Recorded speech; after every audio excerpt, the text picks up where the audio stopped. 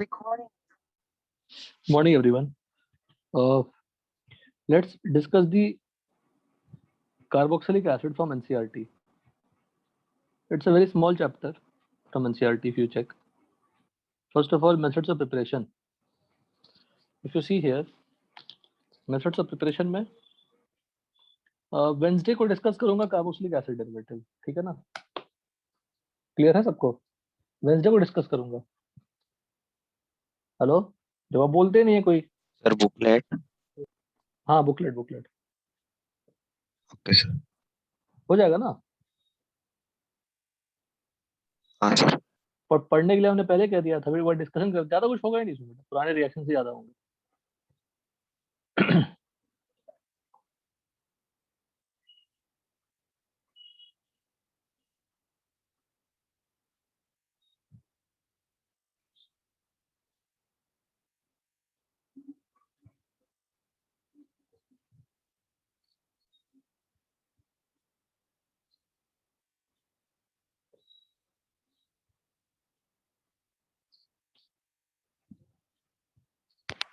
ठीक है, तो RCH2H क्या है? 1 डिग्री अल्कोहल है।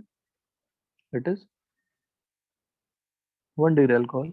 स्ट्रॉन्ग ऑक्सीडाइजिंग एजेंट यूज करेंगे तो क्या बन जाएगा? एसिड। और वही 1 डिग्री अल्कोहल में PCC PDC यूज करेंगे तो क्या बन जाएगा? एल्डिहाइड। बताया जा चुका है, कुछ नया नहीं है। जोन्स रिएजेंट है strong oxidizing agent, but it will not affect the double bond and triple bond to oxidizes OH2 acid from alkyl benzene. Alkyl benzene मतलब बेंजीन पे कोई अल्काइल ग्रुप लगा हो, बट उस अल्काइल पे एक हाइड्रोजन होना जरूरी है। बेंजालिक पोजीशन उस पे एक हाइड्रोजन होना, मिनिमम 1 हाइड्रोजन होना जरूरी है। ये पूरा ग्रुप कन्वर्ट हो जाएगा एसिड में। बता चुका हूँ एरोमेटिक में ही। अगर मैं बेस डाल दूंगा लेकिन इसमें, तो क्या कन्वर्ट हो जाएगा? Vigorous oxidation of alkyl benzene with chromic acid और एसिडिक और alkaline potassium permanganate. Alkaline use करोगे तो सॉल्ट बनेगा, फिर एसिड बनाने के लिए H+ डालने पड़ेंगे।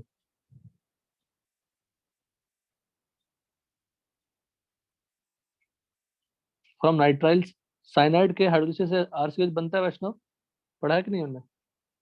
Yes sir. तो पहले क्या बनता है? अमाइड बनता है, और अमाइड से फिर क्या बनता है? एसिड बनता है। वही लिखा है यहाँ पे। फ्रॉम ग्रिग्नार्ड रिएजेंट कर चुके हैं CO2 का रिएक्शन। असाइल हैलाइड, कोई भी एसिड डेरिवेटिव ले लें, असाइल हैलाइड, एनहाइड्राइड, एस्टर, सबके हाइड्रोलिसिस से क्या मिलता है? एसिड। कर चुके हैं वैष्णव ये भी। Yes sir. कुछ नया नहीं था, खत्म हो गया प्रिपरेशन इसका NCERT वाला। सारे इंटेंस क्वेश्चन करना। now एसिड एसिडिक स्ट्रेंथ की बात करें तो H+ एसिडिक है, तो सोडियम एडिल टेस्ट दे देगा, एसिड बेस देगा। सोडियम हाइड्रोक्साइड सोडियम बाइकार्बोनेट के साथ CO2 गैस रिलीज होगा। सब जियो से ही पढ़ चुके हैं।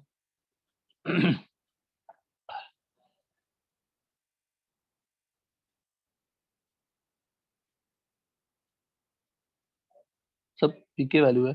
अब यहाँ से रिएक्शन देखो स्टार्ट होता है। Only one reaction is new here, only one reaction, all we have studied already. Anhydride में अगर आप डिहाइड्रेटिंग एजेंट डाल देंगे, P4O10 या P2O5 क्या है? डिहाइड्रेटिंग एजेंट, या कॉन्क H2SO4 डाल देंगे, तो हीट करने से क्या मिलेगा मुझे? एनहाइड्राइड मिलेगा। ये तो आपको IPC समझा रहा हूँ कि दो एसिड के H2 को निकाल दीजिएगा तो एनहाइड्राइड मिल जाएगा। Esterification, carboxylic acids are esterified with alcohols or phenol in the presence of mineral acids such as constant H2SO4 और HCl gas। शॉर्टकट क्या था इसका? वो जो इसका H निकाल देते हैं, एस्टर बन जाता है।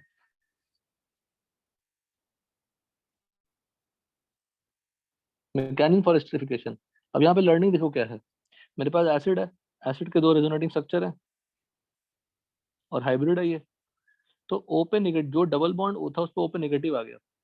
दोनों ही sp2 है, बोथ आर व्हाट? sp2, क्योंकि एक का लोन पे लोकलाइज्ड है, एक का लोन पे डिलोकलाइज्ड है। तो किस O के पास H+ जाना चाहेगा? अगर हाइब्रिड में ध्यान देंगे तो डेल्टा नेगेटिव वाले पे, डेल्टा नेगेटिव वाले जाना चाहेगा, because delta negative can easily attract H+। इसलिए प्रोटोनेशन कहाँ पे हुआ? डबल बॉन्ड O पे हुआ, ड्यू टू रेजोनेंस। फिर न्यूक्लियोफाइल अटैक कर रहा है कार्बन पे, यही RDS होता है। अगर आप रिकॉल करें वैष्णव, तो अल्कोहल के नोट्स में एस्टरिफिकेशन था, उसमें अराउंड 9 to 10 पेजेस एस्टरिफिकेशन के ऊपर ही थे। यहाँ बहुत छोटा सा इंफॉर्मेशन। पर लर्निंग क्या है, ROH attacks on the protonated acid, इसको बोलेंगे क्या, we call it what, protonated acid. This is protonated acid, protonated acid. Protonated acid पे अल्कोहल का attack as a nucleophile is RDS। तो डोनेटिंग ग्रुप कहाँ लगना चाहिए, अल्कोहल में, और इलेक्ट्रॉन विड्रॉइंग ग्रुप कहाँ रहना चाहिए, एसिड में। तो रेट क्या होगी, ज्यादा। तो प्रोटोनेशन हुआ, प्रोटोनेशन में अल्कोहल का अटैक हुआ। अब ये स्टेप IMP है, ROH का H+ कहाँ शिफ्ट हो गया, O पे। फिर लोन पेयर जा रहा है, H2O निकल रहा है। ये कौन सा स्टेप है,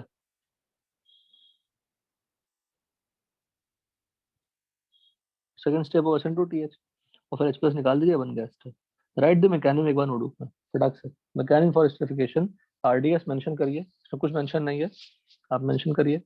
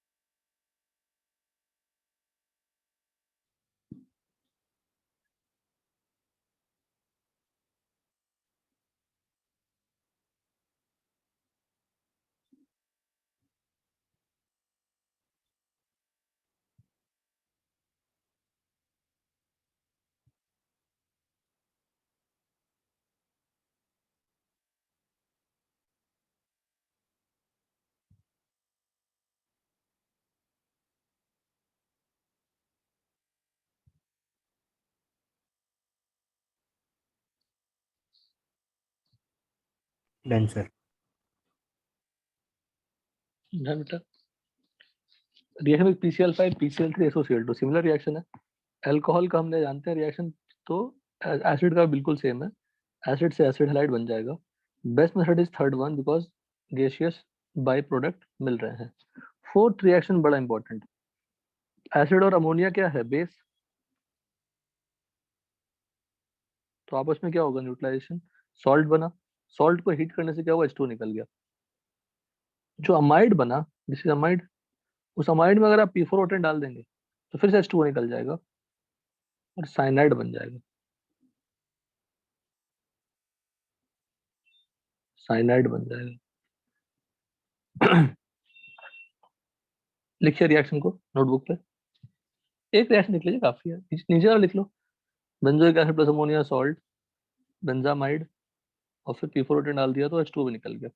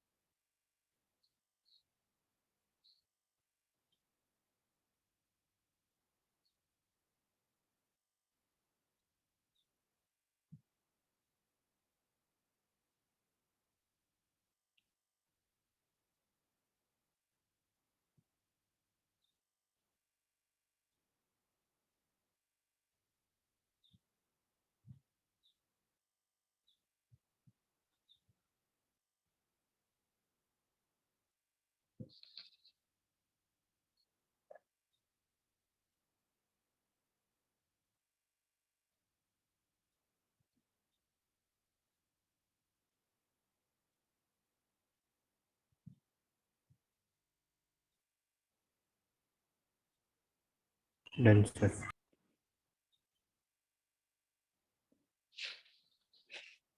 नेक्स्ट रिएक्शन देखिए, ये पूरा क्लास ही रिएक्शन है, इथैलिक एसिड है, अमोनिया लिया तो एसिड बेस रिएक्शन हुआ, वो है dibasic acid,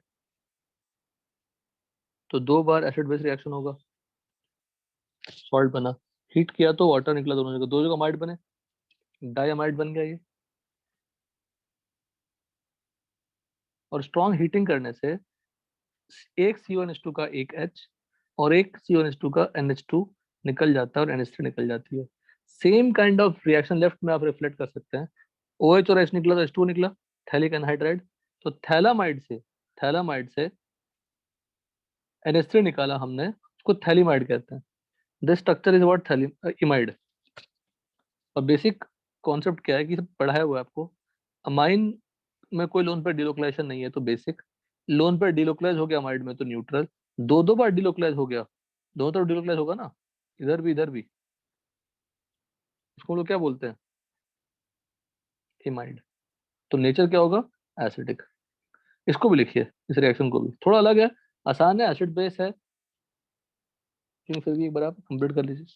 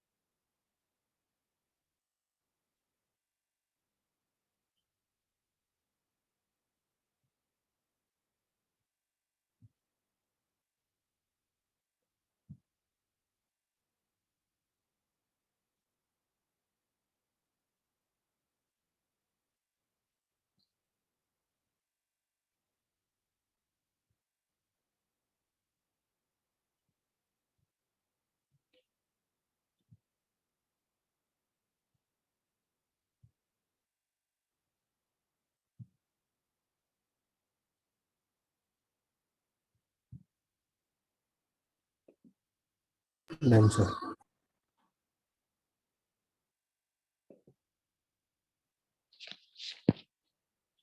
next reduction, acid के रिडक्शन से क्या मिलता है? Alcohol. In place of LiH4 आप B2S6 भी यूज कर सकते हैं। तो उसकी जो पावर होती है एस्टर को रिड्यूस करने के लिए उतना आसानी से रिड्यूस नहीं करता। Diborane does not easily reduce functional group such as ester nitro halo. ये सब पढ़ाया था मैंने आपको अल्केन के चैप्टर में। NaBH4 लोगे तो रिड्यूस नहीं होगा एसिड। एसिड और एस्टर रिड्यूस नहीं होते NaBH4 से। Decarboxylation, carboxylic acids lose carbon dioxide to form hydrocarbon. पढ़ चुके हैं ये भी, कोलवे इलेक्ट्रोलिसिस पढ़ चुके हैं, सब पढ़ चुके हैं ना? Yes, sir. बताइए, सिर्फ एक ही रिएक्शन बचता है बेटा, हेलोजनेशन। बस यही एक नया रिएक्शन है जो कुछ नहीं है। देखिए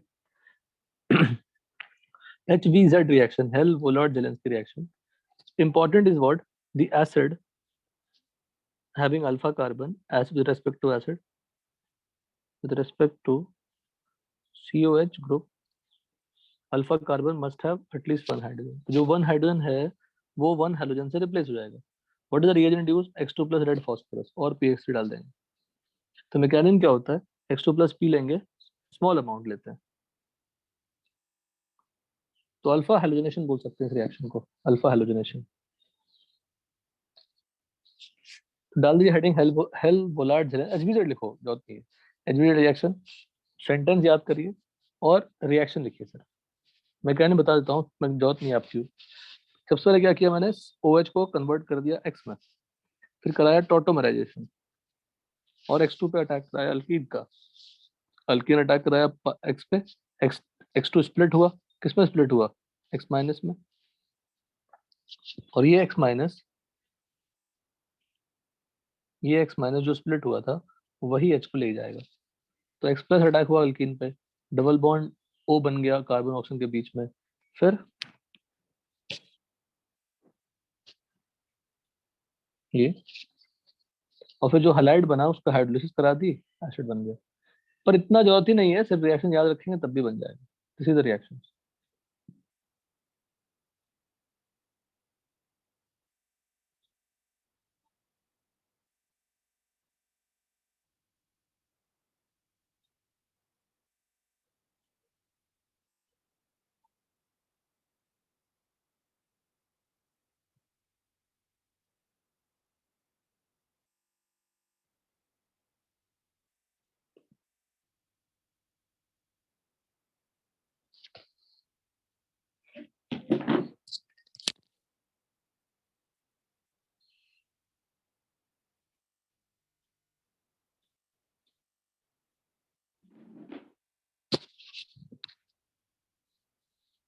ठीक है, डन।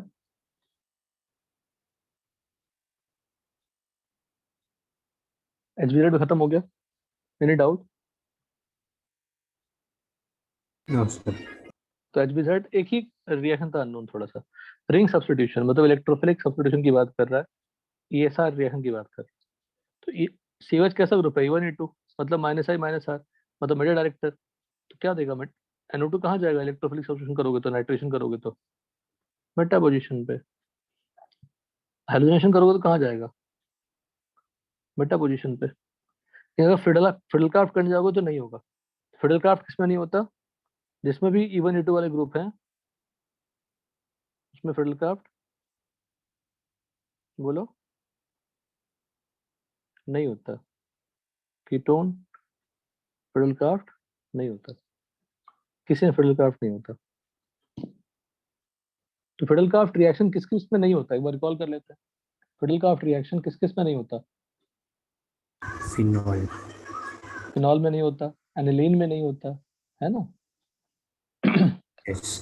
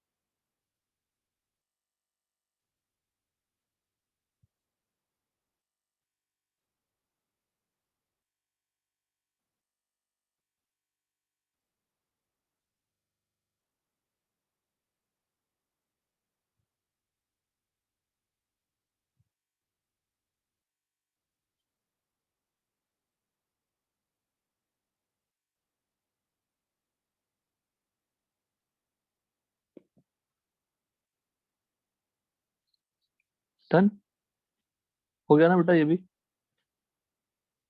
तो पूरे एसिड में सबसे यूनिक कौन सा रिएक्शन था? एक HBZ रिएक्शन था। यूज ऑफ एसिड्स पढ़ लीजिए। वेंसडे को आप कंप्लीट कर रखना।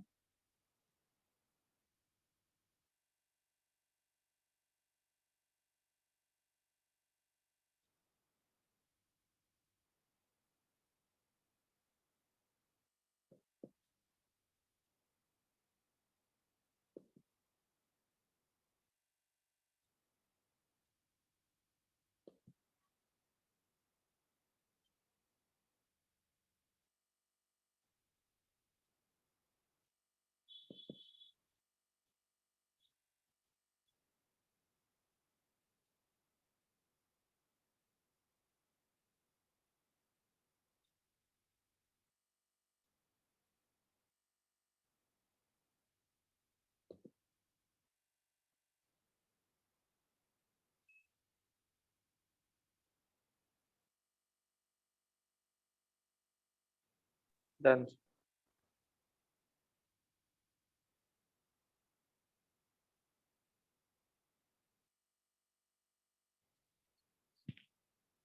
डन।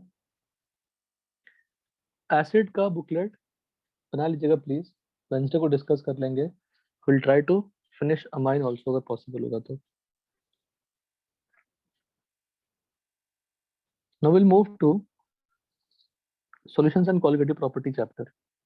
फिजिकल केमिस्ट्री का दूसरा चैप्टर। अगेन काफी आसान चैप्टर है। 3-4 फॉर्मूलेस के साथ खेलना है बेसिकली। सर हाँ बोलो। सर वो सॉलिड स्टेट के बुकलेट में एक मिलर इंडाइसेस करके एक हाँ क्वेश्चन था वो। मैं पढ़ा दूंगा। सिलेबस में नहीं है, एडवांस सिलेबस में भी नहीं है, हटा दिया गया। हमारे टाइम पे था पर हटा दिया गया, तो जरूरत नहीं है, तो नहीं पढ़ेंगे तो। बट वो क्वेश्चन का समय डिस्कशन करूंगा ना तो कर दूंगा। क्लियर ना? हाँ सर। सिलेबस में नहीं है।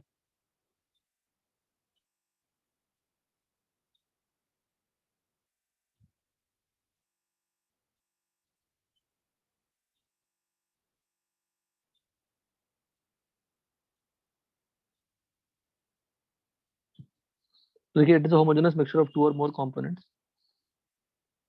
Uniform proportion of all component the mixture. We are talking about true solution.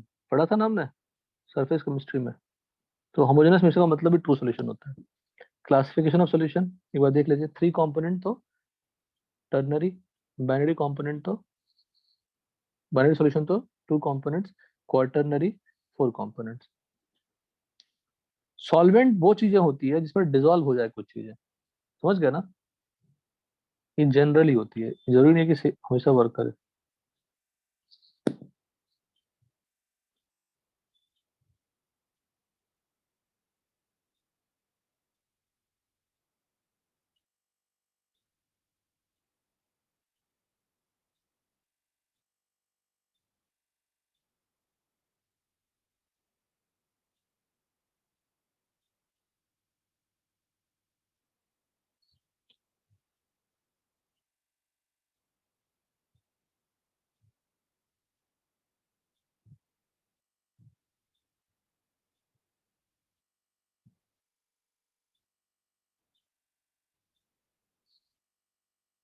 अब ये सॉलिड लिक्विड के डिफरेंट टाइप ऑफ एग्जांपल्स हैं। सारे कॉन्सेंट्रेशन टर्म है, एक बार रिव्यू कर लीजिए सारे फॉर्मूले। क्योंकि सॉल्यूशंस का मतलब कॉन्सेंट्रेशन टर्म आएगा।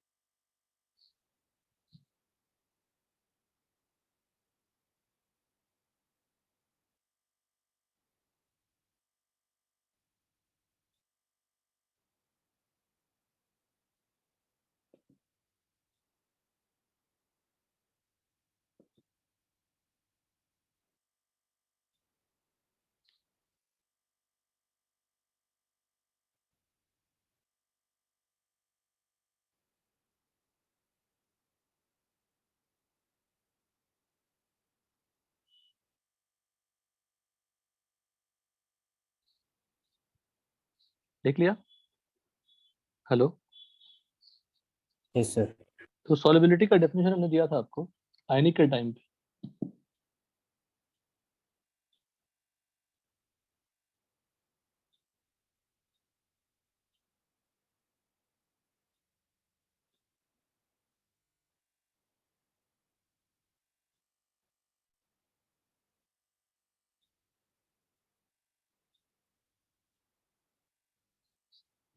पर जनरली जब आप देखेंगे नेट पे ना कि डेटा निकालिए, it is the mass of वो हमने केस भी डिसाइड करने के लिए लिखा था, it is the mass of solute in gram present with 100 gram of solvent in a saturated solution. What is saturated? उससे ज़्यादा डिजोल्व नहीं कर सकते। सुपर सैचुरेटेड एक हाई टेम्परेचर के ऊपर हम लोगों ने और डिजोल्व कर दिया। This is the data will be available to you.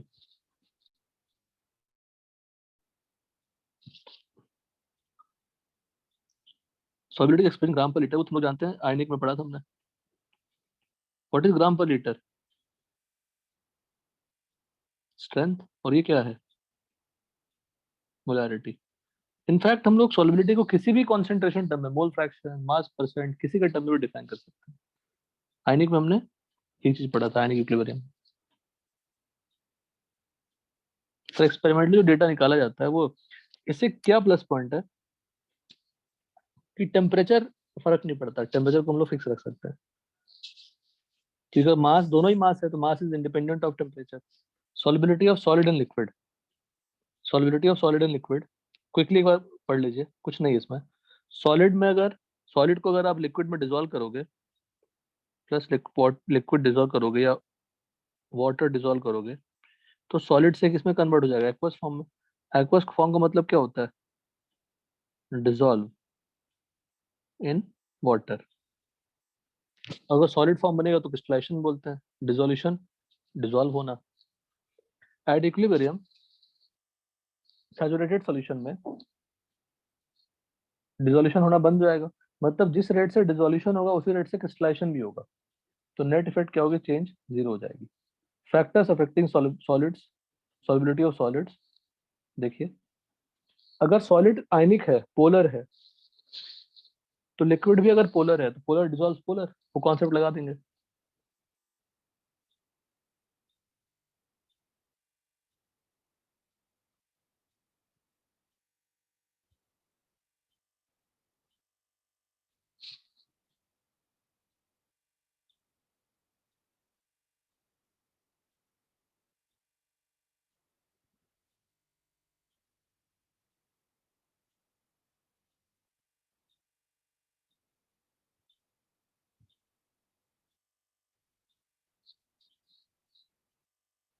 Temperature, तो दोनों पॉसिबिलिटी है टेम्परेचर में।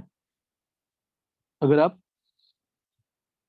हीट करते हैं तो सॉलिबिलिटी बढ़ भी सकती है, कम भी हो सकती है। I will give you two graphs. पहले एक फाइल बना लेते हैं डिस्कशन का।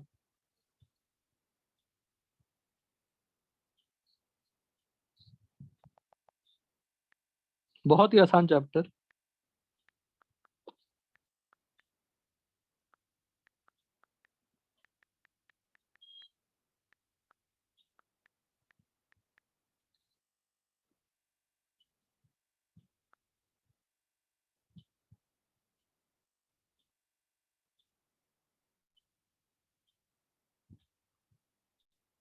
देखिए,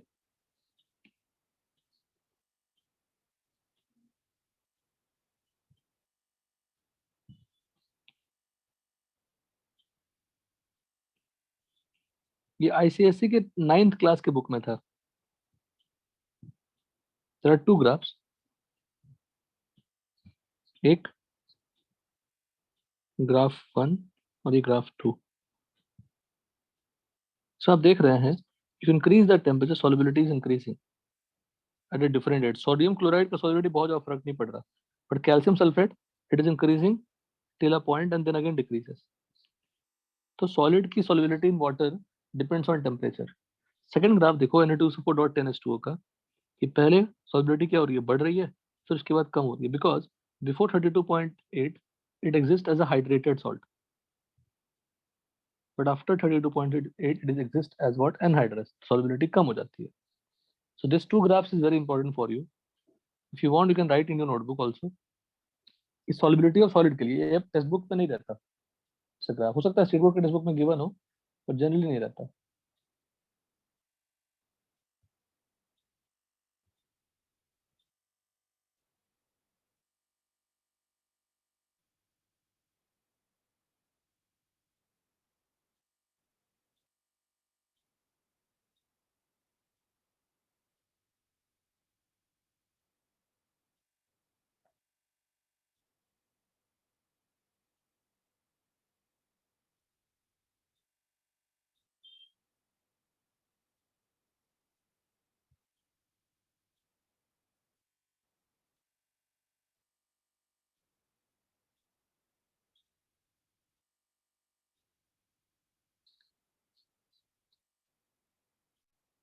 ठीक है, और इक्वेशन यूज कर लेंगे। ग्राफ वही है, pressure does not affect the solubility of solid in liquid. Now solubility of gas, यहाँ से हमें थोड़ा बहुत पढ़ना स्टार्ट करना है, टेक्स्ट बुक से रिलेटेड, जेई से रिलेटेड सब कुछ।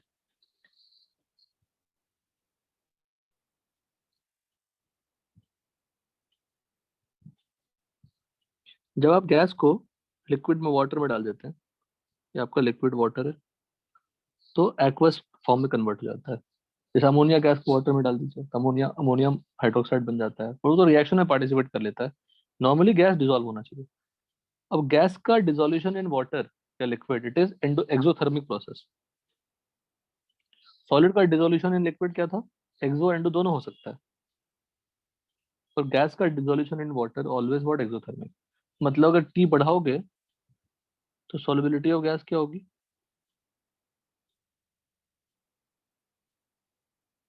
इन लिक्विड क्या होगी, डिक्रीज हो जाएगी। Polar gas are more soluble in polar solvent, वो तो नॉर्मल पॉइंट है। Solubility of gas decrease increase temperature, dissolution process is what, exothermic. Pressure, solubility of gases increase with increase in pressure, solubility of gas increases with increase in pressure.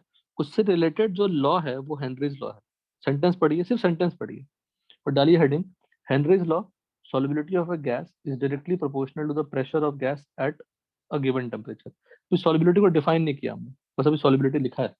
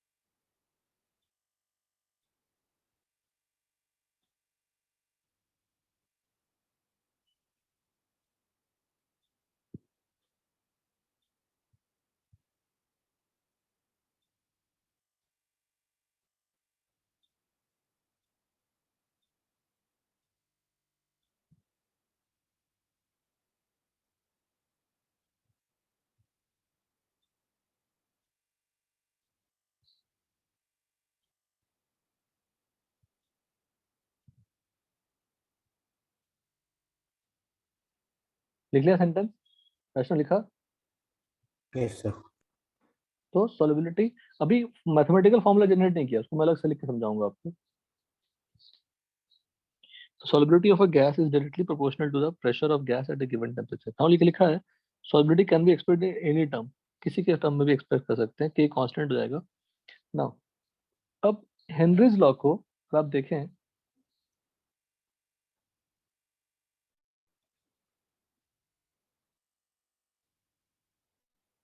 Henry's law को कुछ ऐसे समझते हैं कि Henry's law को state board, HSC 12th, जो आप state board में है, सीबीएसई 12th, दोनों में इक्वेशन ही अलग अलग है। एक में P इक्वल टू के डॉट एक्स है, एक में S इक्वल टू KP है। मतलब सीबीएसई बोर्ड में S इक्वल टू KP से क्वेश्चन नहीं के बराबर आते हैं, P इक्वल टू KH से आते हैं। अगर देखा जाए KH को इग्नोर कर दूं तो P बढ़ेगा तो X बढ़ेगा, और यहाँ पे S बढ़ेगा तो P बढ़ेगा, या P बढ़ेगा तो S बढ़ेगा। मतलब S यहाँ पे सॉलिबिलिटी और मोलैरिटी के टर्म में एक्सप्रेस किया हमने स्टेट बोर्ड में, और यहाँ पे X is the solubility but mole fraction में एक्सप्रेस किया हमने। P प्रेशर ही है, pressure of gas over liquid. यहाँ भी P क्या है, pressure of gas over liquid, pressure of gas over liquid. तो एक में P प्रेशर, दूसरे में P प्रेशर, एक में X सॉलिबिलिटी, एक में S सॉलिबिलिटी है, एक में KH सॉलिबिलिटी के साथ लिखा हुआ है और एक में K प्रेशर के साथ लिखा हुआ है। दोनों का न्यूमेरिकल का फॉर्मेट ही अलग अलग होता है। ट्राई टू अंडरस्टैंड दिस, दोनों का न्यूमेरिकल का फॉर्मेट अलग अलग होता है।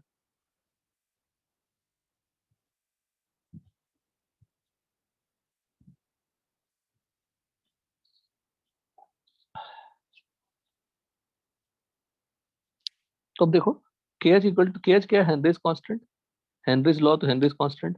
KH क्या होगा, P अपॉन X। P का यूनिट ATM, मोल फ्रैक्शन का unit no unit, mole fraction का कोई यूनिट नहीं है ना, मोल फ्रैक्शन के कोई भी यूनिट नहीं। तो KH का यूनिट क्या हो जाएगा, ATM हो जाएगा सिंपल। पर सेकंड वाले फॉर्मेट में K equal to S by P है, S मोल पर लीटर पर ATM। तो दोनों बोर्ड में न्यूमेरिकल का जो इक्वेशन अलग अलग है हेनरीज लॉ का, दैट इज द स्मार्टनेस जो सीखना है हमें।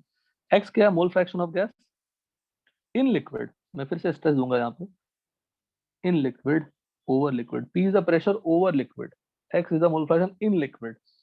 तो N गैस, Ng क्या है, number of moles of gas in liquid. NL क्या है, number of moles of liquid.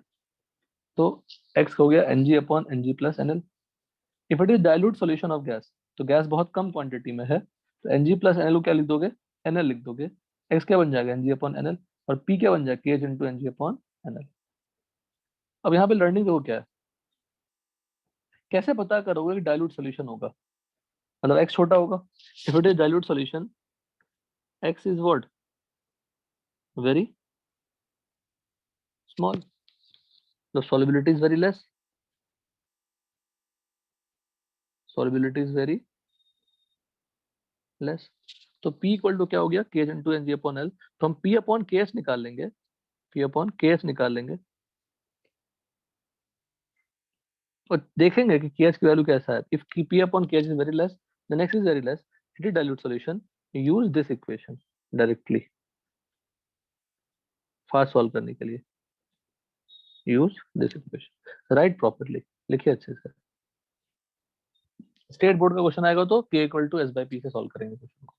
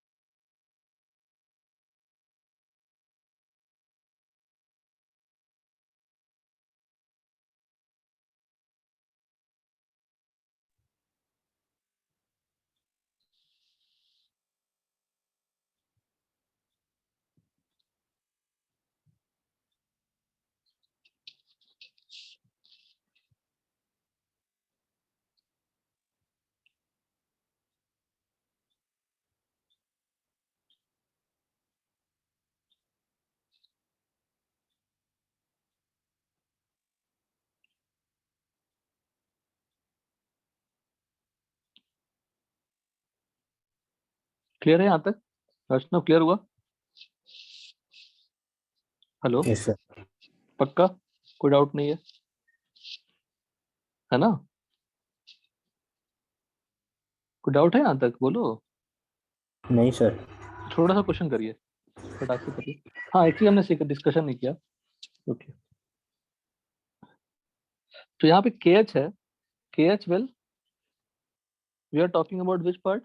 CBSE वाला पार्ट। के एच पर टेम्परेचर बढ़ाएंगे तो के एच बढ़ेगा। इसमें अगर आप टेम्परेचर बढ़ाएंगे तो के कम होगा। सिंपल। तो we are following the formula of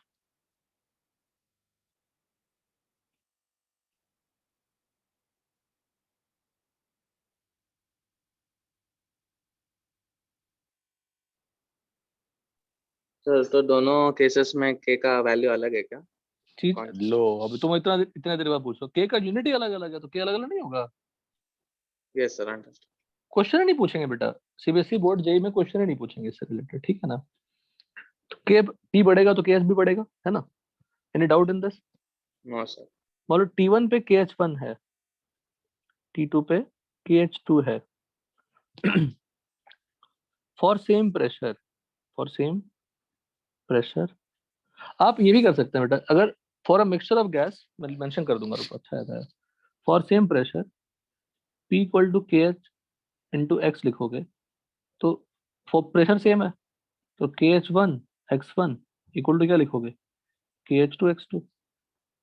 from this, अगर T1 is less than T2 तो KH1 is less than KH2। X1 is more than what? X2. Therefore, what is result? Solubility decreases if KH increases. If KH increases or T increases. लिखिए।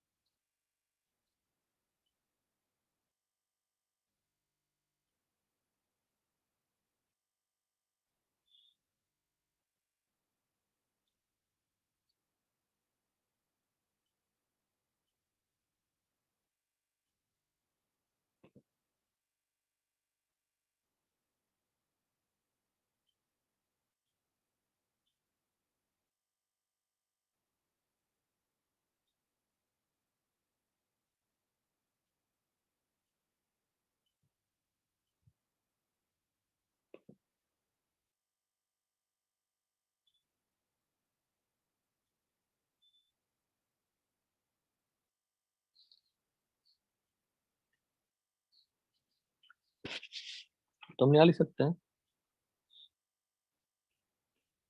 when a mixture of gases are dissolved in a liquid, then Henry's law is applicable to individual gases। ठीक है, उसमें P equal to जो KHX है, तो P क्या हो जाएगा इसमें? Partial pressure of gas over liquid हो जाएगा ना, और x क्या हो जाएगा? Partial pressure of a gas mole fraction of same gas in liquid. तो जो बेसिकली प्रेशर हुआ करता था बेटा, वो किसमें कन्वर्ट हो गया अब नाउ? Partial pressure. और KH will be different, तो KH will depends on what? तो KH अलग अलग होगी। KH will depend on, KH depends on what?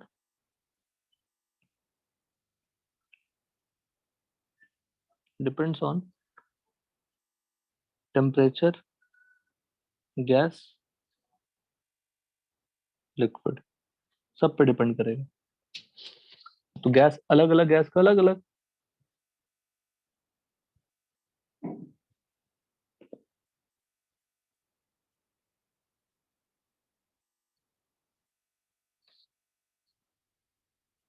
KH की वैल्यू होगी।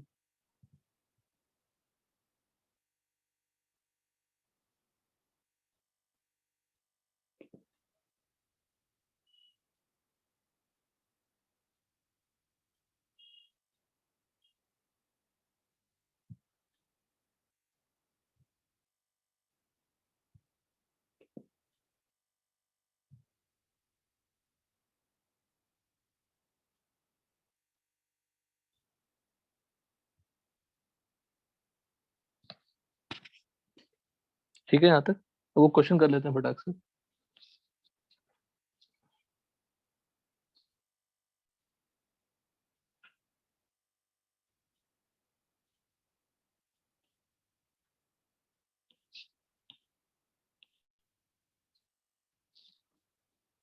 क्वेश्चन करिए।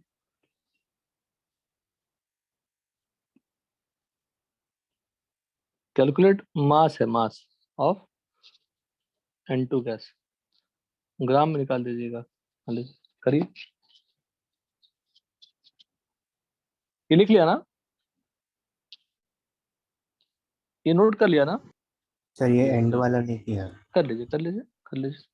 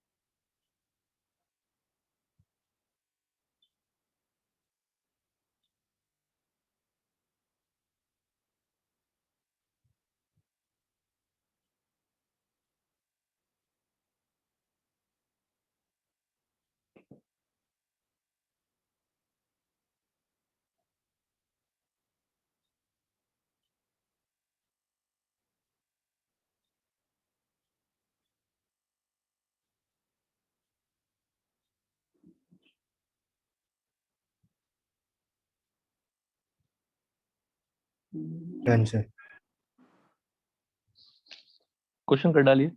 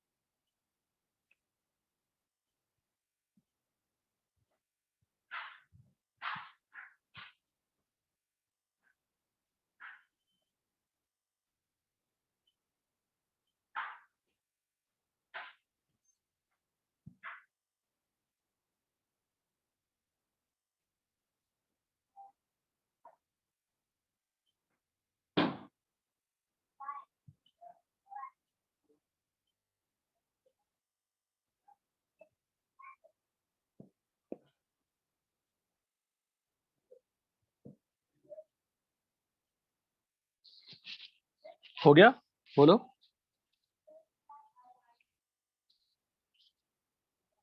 हुआ बेटा? Yes sir. हो रहा है सर। तो करना क्या है, बड़ा सिंपल सा काम है। Will check that P upon K H कितनी है, बहुत कम ना। Yes sir. तो सिंपली पी इक्वल टू क्या लिखेंगे, N G upon N G plus N L, N G upon N L, है ना। और मास निकालने के लिए बोला है तो मोल्स निकालेंगे तो काम चल जाएगा। Pressure into N L upon K H, तो 5/10⁵ इंटू, अब एन एल की वैल्यू क्या है, 5 5 मोल्स। तो मास ऑफ गैस सिंपली क्या हो जाएगा, इंटू, है ना। N2 का मोलर मास क्या है, 20 ग्राम। एनी डाउट, बोलिए। No sir. खत्म हो गया ये क्वेश्चन। नेक्स्ट आता है, देखिए अब एक अलग तरह का डिस्कशन चल रहा है। हमने एक लिक्विड लिया, प्योर लिक्विड लिया, कुछ मिलाया विलाया नहीं, एक लिक्विड लिया। इस लिक्विड में अगर आप देखेंगे, मैंने कहा कि लिक्विड के पार्टिकल्स रहेंगे। अब लिक्विड का जो सरफेस पे पार्टिकल्स है सिर्फ एक का ही रहेगा, हमने प्योर लिक्विड लिया है, एक है प्योर लिक्विड, तो सरफेस पे लिक्विड के ही पार्टिकल्स रहेंगे। मोल फ्रैक्शन ऑफ ए क्या होगा सरफेस पे, 1 होगा। Any doubt in this? No. ठीक है। अब क्या होगा, सरफेस के जो पार्टिकल्स हैं वो कोलाइड करेंगे आपस में, रैंडम मोशन करते हैं, लिक्विड के पार्टिकल्स कोलाइड करेंगे। कोलाइड करने से क्या होगा, because of collisions one particle will be having higher energy, one particle will be having lower energy. जिसकी काइनेटिक एनर्जी ज्यादा होगी वो क्या करेगा, इंटरमोलिकुलर फोर्स को ओवरकम कर जाएगा और बाहर निकल जाएगा। जो बाहर निकल जाएगा उसी को क्या बोलेंगे, वेपर्स बोल देंगे। Any doubt in this? तो what is vapours, nothing but surface के पार्टिकल्स कोलाइड करके ओवरकम कर जाते हैं अट्रैक्टिव फोर्सेस को, तो उसको वेपर्स कहते हैं। वेपर्स कंडेंस होगी तो लिक्विड बन जाएगा। So there are two phenomena again occurring here, evaporation and what, condensation. एक ऐसा सिचुएशन आएगा जब दोनों का रेट क्या हो जाएगा, सेम। इक्वल। तो फिर क्या नहीं हो पाएगी, बोलिए। कोई फर्क नहीं पड़ेगा चेंज में, अमाउंट ऑफ वेपर कांस्टेंट हो जाएंगे, अमाउंट ऑफ लिक्विड कांस्टेंट हो जाएगा। और जो वेपर्स हैं, वेपर्स गैस हो गया, तो गैस अपना प्रेशर लगाएगा सरफेस पे, तो गैस अपना जो प्रेशर लगा रहा है सरफेस पे, उसी को हम लोग क्या बोलते हैं, वेपर प्रेशर कहते हैं। बट वो इक्विलिब्रियम आएगा तभी बात कर सकते हैं। तो vapour pressure is an equilibrium pressure. Same logic से हमने गैस बी के लिए रखा, सेम सिचुएशन है गैस बी का। अब what is the other situation, हमने दो डिफरेंट गैस का मिक्सचर ले लिया।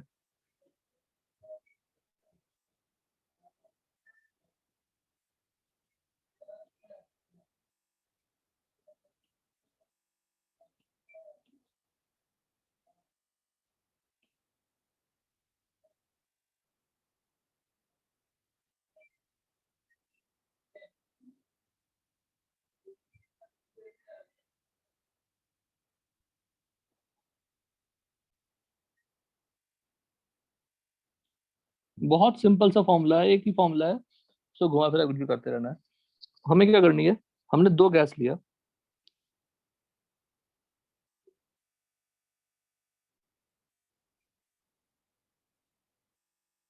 तो दो लिक्विड लिया, सॉरी, दोनों लिक्विड को मिक्स कर दिया। दोनों लिक्विड को मिक्स करने से क्या हुआ, देखो, मिक्स कर दूंगा लिक्विड को तो मिक्सचर के सरफेस पे क्या दिखेगा, लिक्विड पे दोनों लिक्विड दिखेंगे, ये बताइए, बोलिए। मिक्सचर के सरफेस पे दोनों ही लिक्विड दिखेंगे ना, यस सर। बोलिए सब लोग। मिक्सचर के सरफेस पे दोनों ही लिक्विड दिखेंगे, तो दोनों ही लिक्विड दिखेंगे। हेलो, आवाज आ रही है? मिक्सचर के सरफेस दोनों लिक्विड दिखेंगे, दोनों का अपना अपना मोल फ्रैक्शन होगा। पर जब सिंस मिक्सचर प्रेजेंट है, मिक्सचर में किसी कंपोनेंट का मोल फ्रैक्शन तो 1 से कम कम होगा, इक्वल टू 1 तो नहीं होगा। पर अगर प्योर कंपोनेंट लेते हैं तो सरफेस एसिड लिक्विड 1 होगा। बताइए किस केस में एक का वेपर ज्यादा बनेगा, जब प्योर रहेगा या मिक्सचर में रहेगा ए? तो जब मिक्सचर है तो सरफेस पे ए और बी दोनों ही है, तो ए का अमाउंट कम हो गया। जब प्योर है तो सरफेस पे सिर्फ ए ही रहेगा, तो किसका वेपर ज्यादा बनेगा? किसमें ए का वेपर ज्यादा बनेगा? Pure Pure. वाले। प्योर वाले में। तो maximum vapour pressure of liquid A कब होगी? बोलो। Pure liquid. Pure. Pure liquid. तो किसी कंपोनेंट का जो मैक्सिमम वेपर प्रेशर होता है वो कब होगा बताओ? जब वो प्योर होगा। जब मिक्सचर में डाल देंगे तो उसका वेपर प्रेशर क्या हो जाएगा? कम. कम हो जाएगा। Any doubt? No sir. यहाँ तो कोई डाउट है?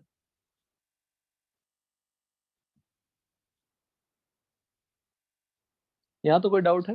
बोलिए। नहीं सर। No. तो जब मिला दोगे what will happen to the vapour pressure? बोलो। अंडरस्टैंडिंग है पूरा, फॉर्मूला तो बहुत सिंपल सा है, तो यूज होना है।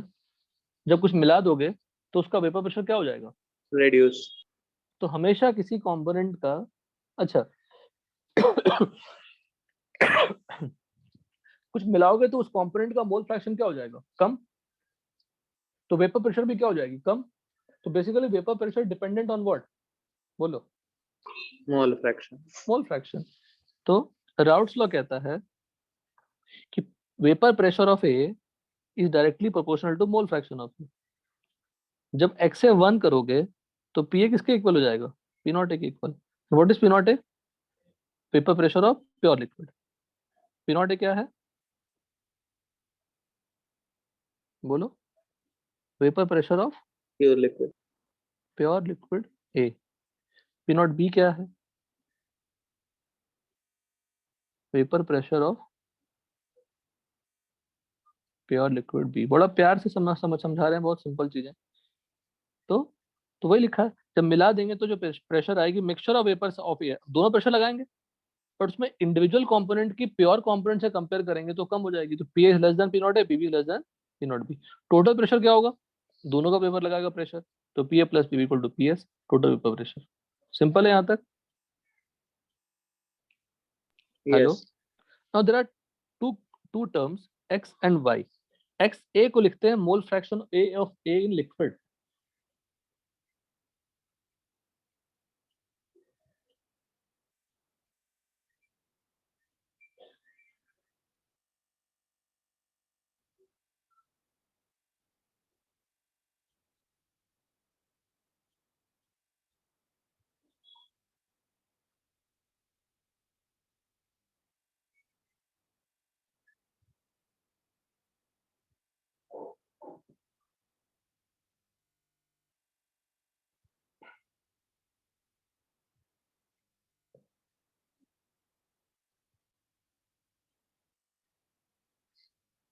तो x हो गया mole fraction of component in liquid, y क्या हो गया? Mole fraction in vapour. क्योंकि जो वेपर बनेगा उसमें भी ए और बी होगा, जो लिक्विड होगा उसमें भी ए और बी होगा। तो लिक्विड में जो ए और बी है उसका मोल फ्रैक्शन x है, जो वेपर में उसका मोल फ्रैक्शन क्या है? y। पर दोनों का मोल फ्रैक्शन का समेशन क्या होगा? 1। दोनों का मोल फ्रैक्शन का समेशन क्या होगा? 1। अंडरस्टूड यहाँ तक अच्छे से? हाँ Yes, sir. ठीक है। अब राउल्ट्स लॉ कहता है, राउल्ट्स लॉ RAOU बताऊंगा मैं आपको, कहता है कि पार्शियल, अब ऑब्वियसली जब मिक्सचर ले लोगे तो पी और पीबी दोनों मिला के टोटल प्रेशर लगाएंगे। तो जो सरफेस पे लिक्विड मिक्सचर के सरफेस पे प्रेशर लगेगा वो एक का तो प्रेशर लगेगा, दोनों का लगेगा प्रेशर। तो इंडिविजुअल प्रेशर क्या कहलाएगा? पार्शियल प्रेशर कहलाएगा। पार्शियल मतलब होता है इंडिविजुअल मिक्सचर में। तो partial pressure of A is directly proportional to mole fraction of A in liquid. X से क्या है? In liquid. तो P A equal to P naught A into X A, P B proportional to X B, P B equal to P naught B X B. तो ये दो ही, यही equation है सिर्फ बेटा। इसी को जनरलाइज कर दीजिए, 3 लिक्विड होंगे तो 3 हो जाएगा। टोटल प्रेशर क्या होगा? Summation. Any doubt in this? Raoult's law clear हुआ? P A is equal to P naught A X A. P A की मैक्सिमम वैल्यू क्या है? Maximum value of P A क्या है? P naught A. When X A क्या होगा? 1। Maximum value of P B क्या होगा? P not B. X A का 1 का मतलब क्या है कि सिर्फ क्या है? Pure liquid. B है. Only A is present, only B is present. बात समझ में आई? बोलिए। Yes. नाउ अब Dalton's law of partial pressure recall करो।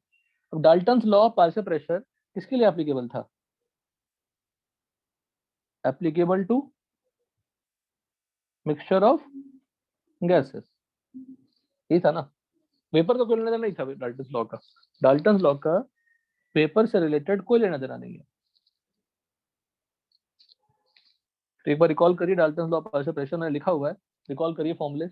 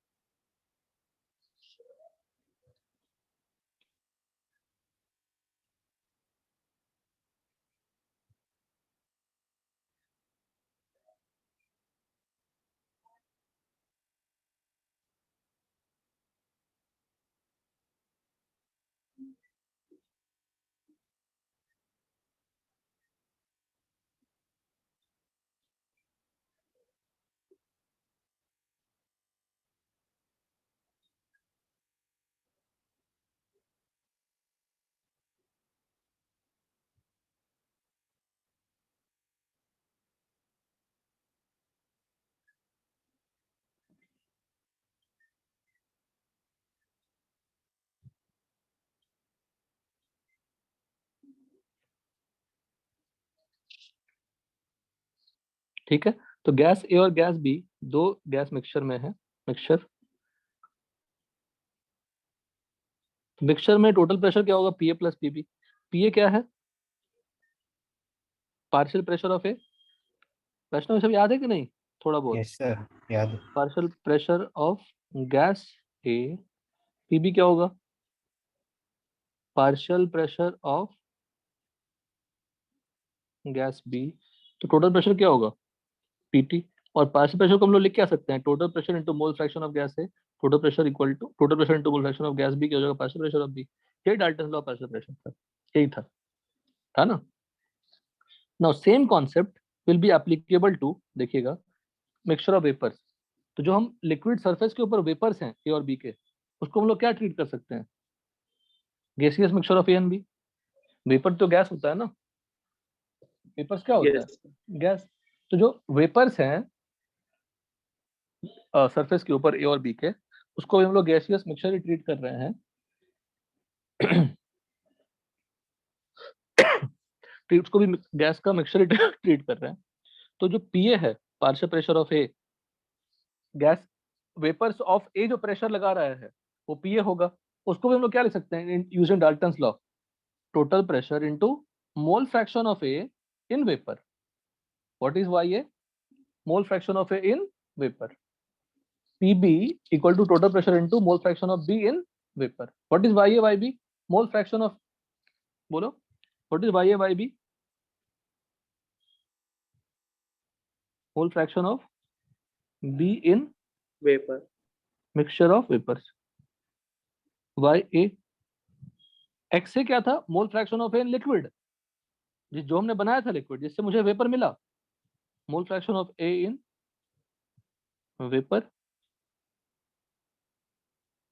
Mixture in vapour mixtures. तो वाई ए वाई बी निकालेंगे, तो वाई ए क्या हो गया? P upon P S. P A तो हम निकाल ही चुके हैं राउल्ट्स लॉ से, और पी भी निकाल चुके, दोनों को ऐड किया तो पी एस निकाल चुके। दोनों को वैल्यू पुट करेंगे तो वाई ए वाई बी मिल जाएगा। अंडरस्टूड यहाँ तक? Yes. Sir. बोलिए। आप लिखेंगे क्या? राउल्ट्स लॉ लिखिए नोटबुक पे। चलो रुकिए एक minute,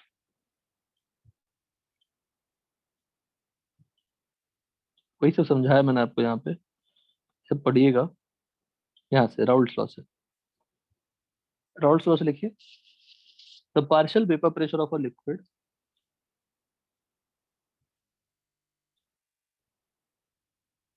in mixture of liquids is directly proportional to the mole fraction of that component in liquid mixture, in liquid phase or liquid mixture। डाल दी हेडिंग, लिखिए।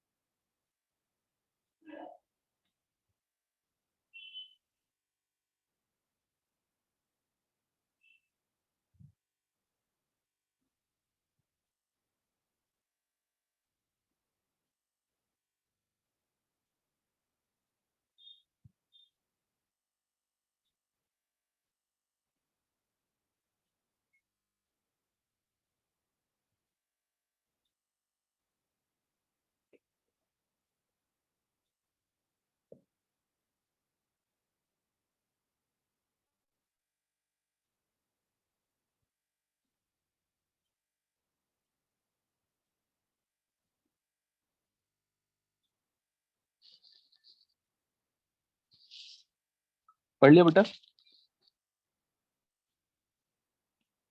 हेलो, सेंटेंस याद हुआ? एक ही सेंटेंस है। Partial vapour pressure is proportional to mole fraction of A, mole fraction of that component in, बोलो, liquid mixture.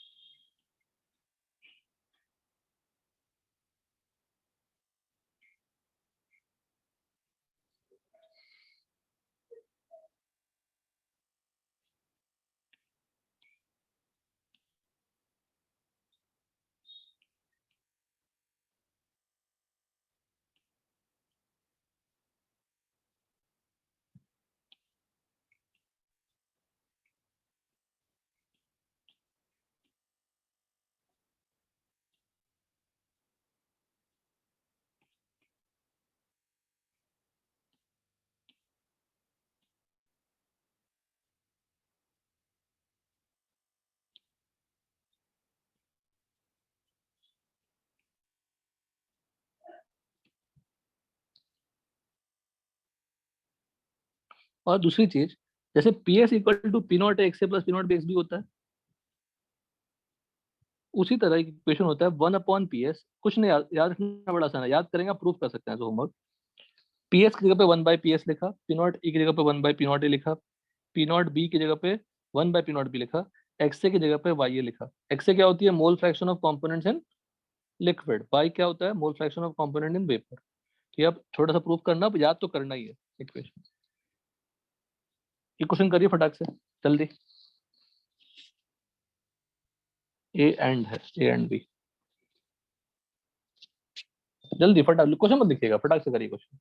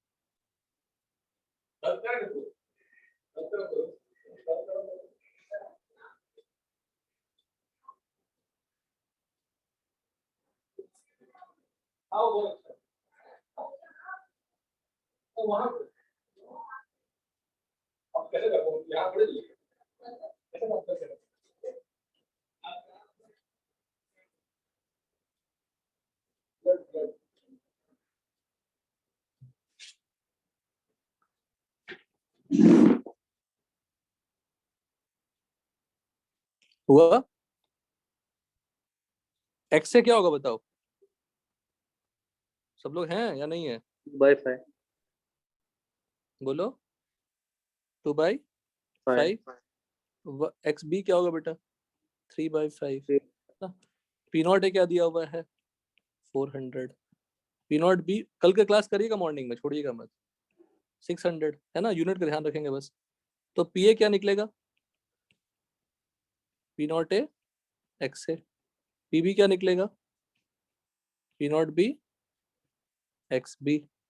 400 into 2/5 600 into 3/5 P S क्या होगा?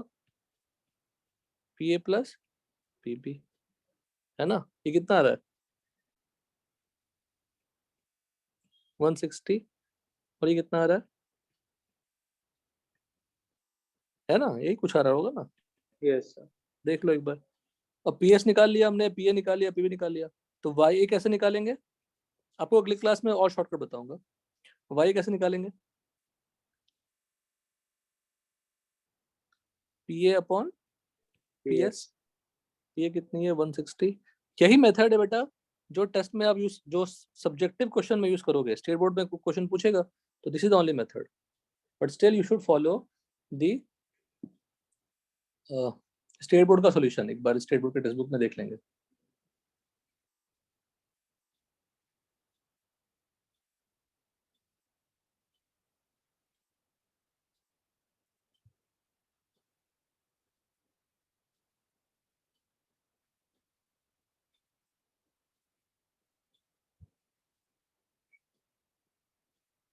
वाई ए निकाल लिया, वाई बी कैसे निकाल सकते हैं? सिंपली 1 ऐसे भी निकाल सकते हैं, है ना?